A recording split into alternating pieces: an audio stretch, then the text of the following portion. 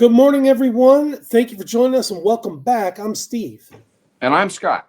And together we are Backyard Musings, the Science and Technology channel. Yep, and we're definitely talking about science. The robots that we're about to talk to you about are taking over. So Pretty fascinating. Keep some locks on the door. Yep, they're coming for you. So here we go. Scientists have built microscopic light-powered robots that can think, swim, and operate independently at the scale of living cells. And I saw a picture of this. They showed the thumb, and it was just like as tiny as your fingerprint. That tiny. So now, wait a minute. Are these the kind of robots that they're going to inject in you, like Fantastic Voyage? Probably giant nanites, because nanites are smaller.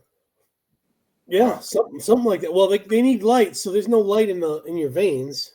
So we can't send in light, huh? Unless you inject yourself with UV light, like President Trump's recommended, like for COVID? During COVID, yeah. Researchers at the University of Pennsylvania and the University of Michigan have developed the smallest fully programmable autonomous robots ever made. These tiny machines can swim through liquids, sense and respond to their surroundings on their own, operate continuously for months, and cost roughly 1 penny a piece. Get out of here. We did away with the penny, didn't we? Get out of here.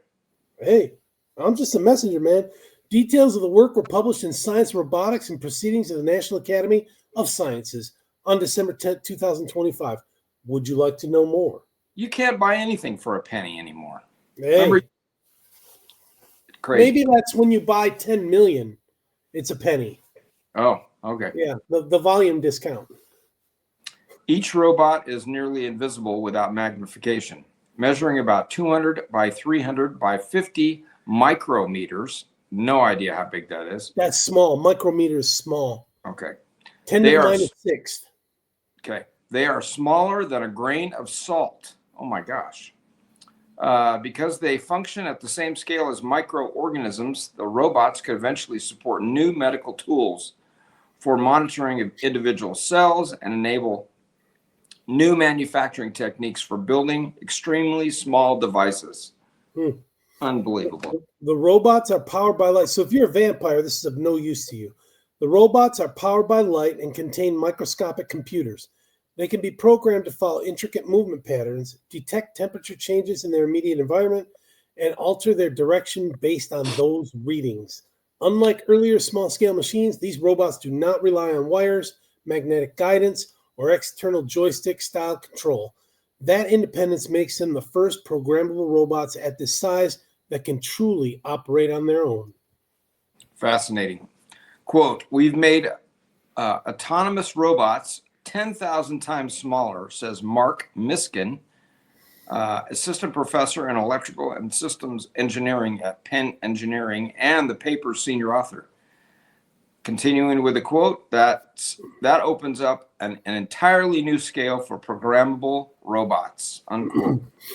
Over the years, electronic components have steadily shrunk, but autonomous robots have not followed the same trend. According to Miskin, shrinking robots below 1 millimeter while keeping them independent has remained an unsolved challenge. Quote, building robots that operate independently at sizes below 1 millimeter is incredibly difficult, he says. The field has essentially been stuck on this problem for 40 years. Okay. The difficulty lies in how physics changes at small scales. In everyday life, motion is shaped by forces like gravity and inertia, which depend on an object's volume. As the size of a cell, surface-related forces such as drag and viscosity dominate its instead. Quote, if you're small enough, pushing on water is like pushing through tar. That's according to Miskin. Yeah, and I've pushed on tar at La Brea tar pits. It's tough, man. That stuff is sticky. Because of this, traditional robot designs fail when scaled down. Limbs and joints that work for larger machines become fragile and impractical. Quote, very tiny legs and arms are easy to break, says Miskin. They're also very hard to build. To solve this problem, the research team created a new form of propulsion designed specifically for the physics of the microscopic world, rather than adapting methods used at larger scales. Fish and other large swimmers move by pushing water backward, generating forward motion through Newton's third law. The microscopic robots take a different approach, a very different approach. Instead of bending or flapping, the robots create an electrical field. Oh, I love that. Like a shield, like a electric shield. In water. Like Star Trek, man. That gently moves charged particles in the surrounding liquid. As those ions shift, they pull nearby water molecules with them, setting the fluid in motion around the robot. Quote, it's as if the robot is in a moving river, says Miskin, but the robot is also causing the river to move. Wow. Okay. By tuning this electrical field, the robots can change direction, follow complex paths, and even move together in coordinated groups similar to a school of fish.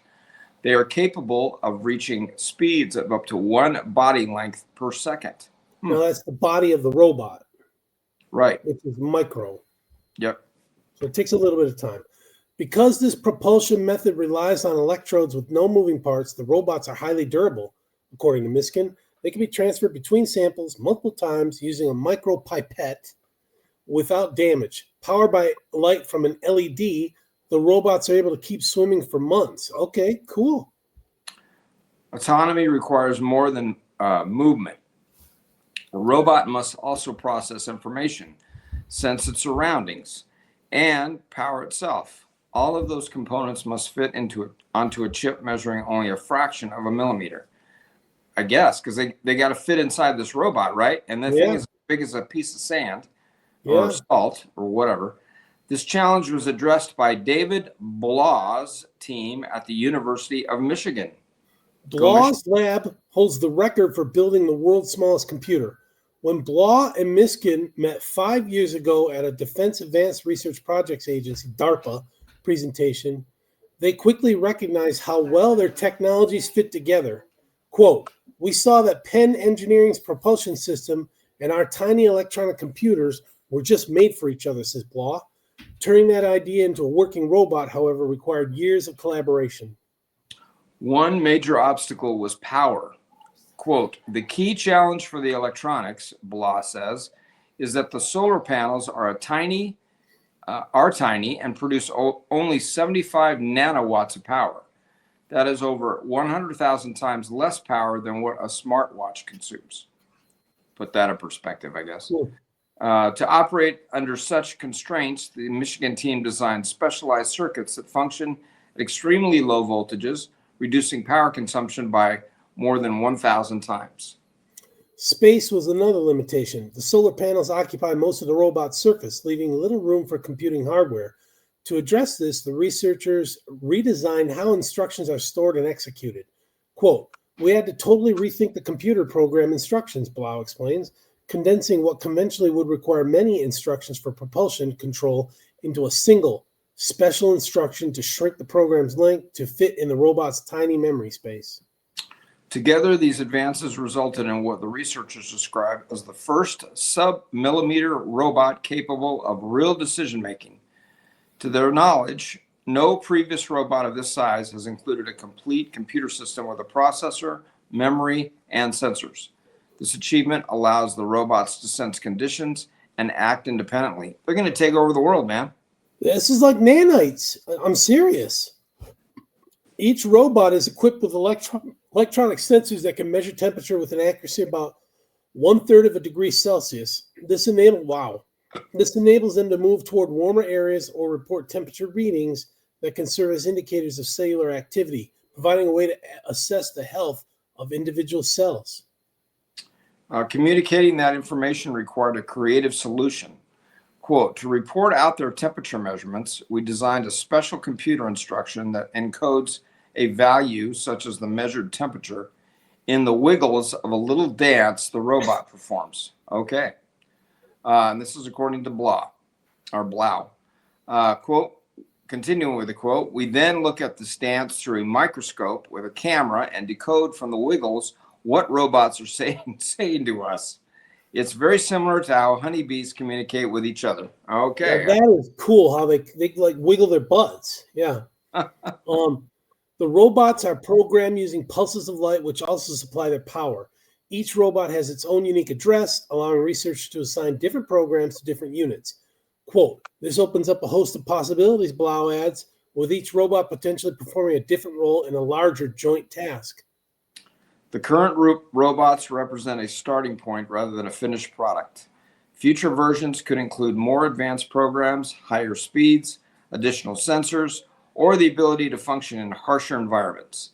The design serves as a flexible platform combining a robust propulsion system with electronics that can be manufactured cheaply and adapted over time. So maybe less than a penny a piece. No, I bet you that's the volume discount. I bet you that's like 10 million nanites. You get that discount. Okay. If you bought 10, it would probably be $20 each. And what would you do with them? I could check and see if I've got polyps in my colon. Yeah, I was going to say, throw them in your bathtub and let them go on an exploratory mission. Whatever. That just doesn't sound right, man. All right, folks. Thanks for joining us. We'll catch you in the morning. Take care, everyone. Have a good one.